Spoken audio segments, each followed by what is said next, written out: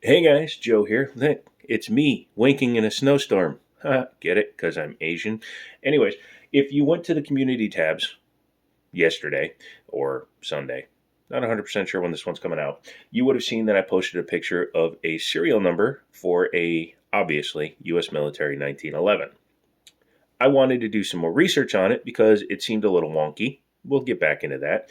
And I wanted to do a video on the firearm because, well, I like old military stuff and it's in really good shape. So I borrowed it from Liberty Arms, Google them, Harrisonburg, Virginia, all that good stuff. It is not for sale. It's already sold. It's being shipped out. That's why I'm doing an emergency video that's going up before anything else. It's in the members tab. Speaking of which, if you're a member, you get early access to all of these batch film videos as well as anything else I create and put up there. Jiminy Tech, the other channel, which is linked below. Go sign up there. I'm going to do a quick one today and get it pushed out. This was Monday when I filmed this, by the way. Let's go ahead and talk about this guy. This was the 1911 that I showed in the About or the community post. And this is an Ithaca Gun Company from Ithaca, New York. Very famous for shotguns and all kinds of fun stuff. But this is a 1943 1911 U.S. military issue, U.S. United States property, M1911A1, U.S. Army. This was a World War II, I don't know if it went overseas, but it was a World War II issued military sidearm. Let's get to this right away because I want to get that out of the way. First, obviously, let's go ahead and show that it's clear, but let's get to the serial number. As you can see, the serial number has a little bit of a light spot right there. A few things could have happened. Number one, somebody may have been cleaning it. Number two, somebody may have done that to reveal the serial number a little bit more, because it is possible that the soldier or whomever that had this firearm brought it back and was worried about getting in trouble, so they might have tried to obscure the serial number, and this was done to restore it. Not 100% sure. All I know is this is this gun's serial number. Doing research on it, it does bring up a second issue. Now, I'm going to set this down for a second because it's World War II steel and it weighs more than modern steel. That's a joke. Don't comment. This guy was manufactured by the Ithaca Gun Company. Ithaca did make 1911s under contract for Colt during World War II, World War I, etc. However, this serial number range, the 1.5 million range, should have been a Remington Rand 1911. The reason this one is in Ithaca, and I checked 4 different sites, and you can easily Google it, just type in Ithaca 1911 serial numbers, and they all have the same note at the bottom of the serial number lists. And that is, it is possible that these guns exist because Colt would pull from other companies' productions if they didn't have enough to meet the requirement for that month, that quarter, etc. So they were trying to produce, I believe Remington made the 1.4 to 1.7 million range. So that's 300,000 guns. So they pulled an Ithaca gun because they had an extra gun, serialized it, and that's what happened. Again, it could have been reserialized by the military. It could have been changed at some point, but it does look like the original serial number. It's very faint, but you have to trust me. It's there. Wow. It's really hard to read right here. But I can definitely tell you it's not like a restamp because they would have had to fill the frame, sand it, and then do that. I don't think that's happened here. Let's take a look at the overall condition. As you can see, this is a standard A1 military issue pistol, and it is gorgeous.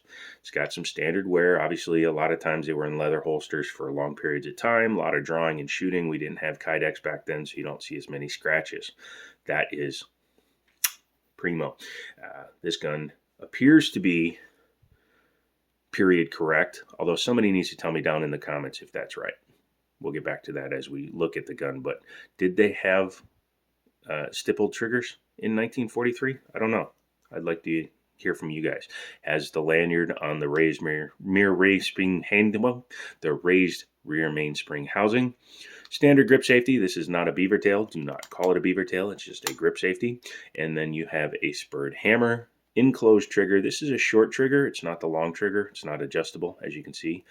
Standard slide lock, slide release, and the little nubby manual safety that is still super, super nice, even almost 80 years later. Only rear slide serrations, which was the standard for the 19XXX series. That would be 1900 series, like from '01 to whenever they stopped producing them. Has your standard dust cover, which comes here and stops underneath the slide. Sights are atrocious. Well, a trenchish, because they're basically as good as trench sights on a revolver. They're there just in case you need to kind of vaguely aim in a direction. We use those sights for decades, and they seem to work, but ugh. Overall, very good condition. There is some damage to the side panels a little bit. That could just be normal wear or something rubbing against it. I'm not going to do anything about it. The other owner didn't do anything about it, and I wouldn't do anything about it because this is a period piece. Let's go ahead and talk about the trigger, because this is a 1911. It has a single action only trigger, which means once you pull the trigger, the gun is no longer functional. You can see here it's a very short trigger all the way back. Very comfortable, ergonomic. Excuse me, I had breakfast. Very ergonomic, very easy to pull, but it has some weight to it. I think that was a military edict. It didn't want to be too light. It's probably about 6.5 pounds. But as you can see, it works really well. The reset, pretty much all the way back out, because again, short travel trigger, and then you can see you just go right into the next shot. From what I understand, magazine loaded, hammer down was the original way they used to carry these, but the correct way to carry a 1911, and this is per the original designer, John Moses Browning, mag, one in the chamber, cocked and locked. Because as long as it's cocked and locked and you're careful, you can't, even if you accidentally drop the safety, you can't accidentally fire one of these. So unless you actually have your hand on the beaver tail, the grip safety, it's not going to go off. Other than that, it's very plain. In fact, I wanted to show for a little bit of comparison mine. This is to show you how little they've changed as well as how much they've changed. It's my Kimber Custom Lightweight Arctic, but as you can see, the overall design of the firearm is 100% the same. Same overall dimensions, same design for the dust cover.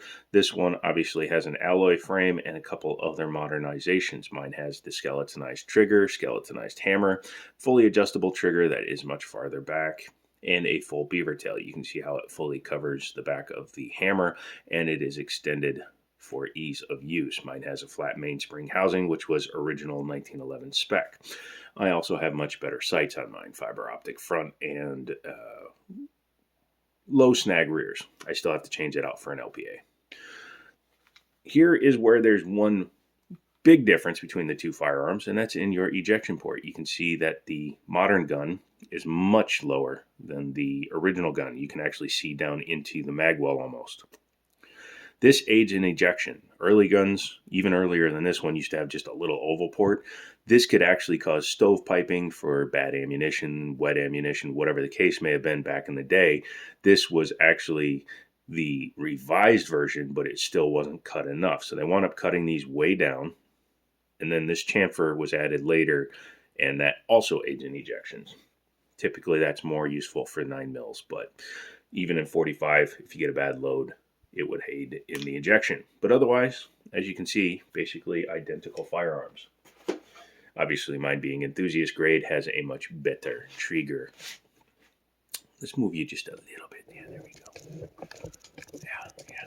Where do we go? Oh yeah. That's the beauty of a one take right there. Let's talk about the magazine. Looks like a standard magazine, doesn't it? That's because it is. In fact, works fine there. Drop free, obviously. Anybody seen my other mag? Oh, there it is. Come out. And this is one of the mags from my Kimber. And as you can see, works perfamundo.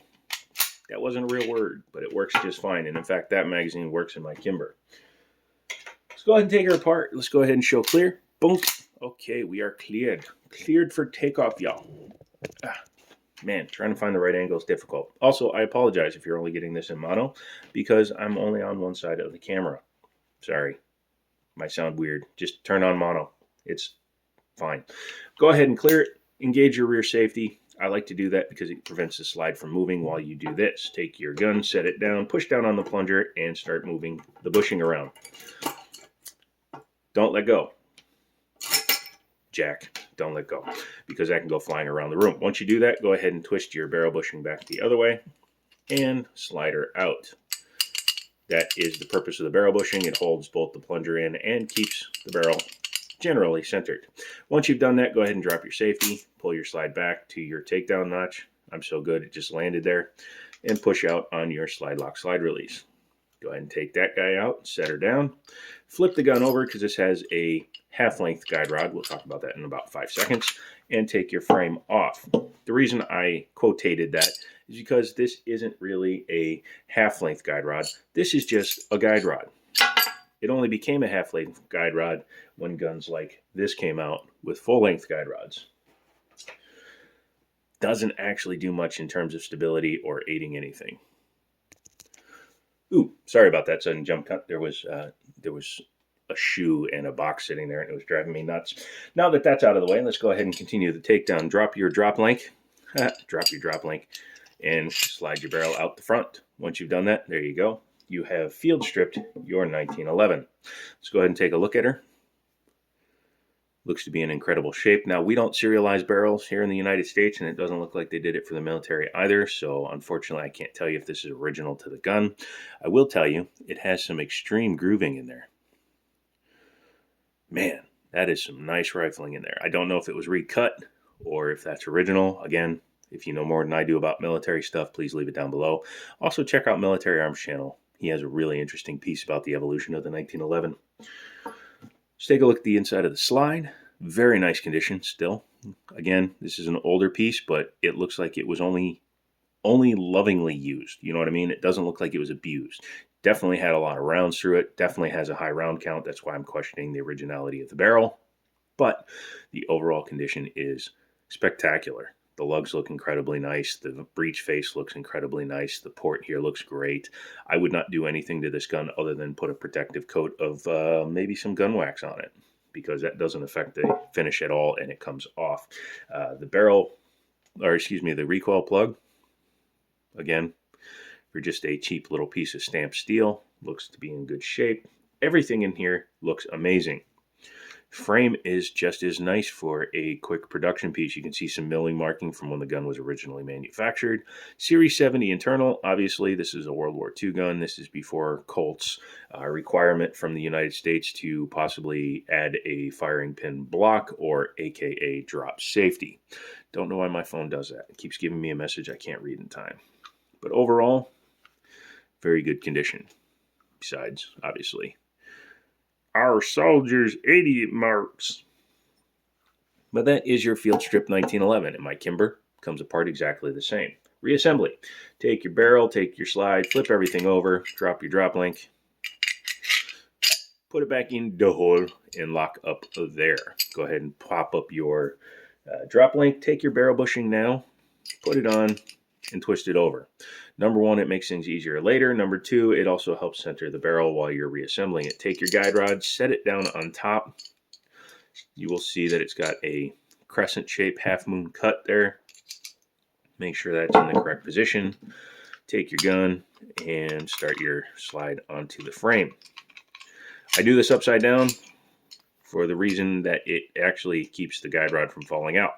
You can also put the spring back on it to aid in your reassembly if you wish. Once you've done that, the drop link should appear in the little window here. Take your slide lock slide release, and this is where the idiot mark comes from. Go ahead and start it now.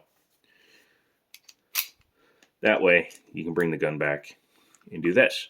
Barrel is in position. Pull up your slide lock slide release. That's where the problem usually comes from. Pull up and then move over. Drop it right there and re-engage it. Make sure you're lined up. Go ahead and do that. Take your barrel bushing, flip it back over. Take your spring. You may have to wiggle it onto the... Oi, stay where you're supposed to. Onto the guide rod.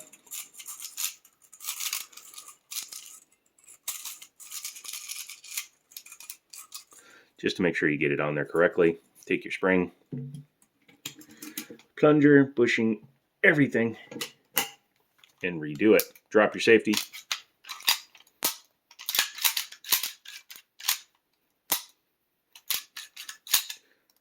Let me point out, 80-year-old gun.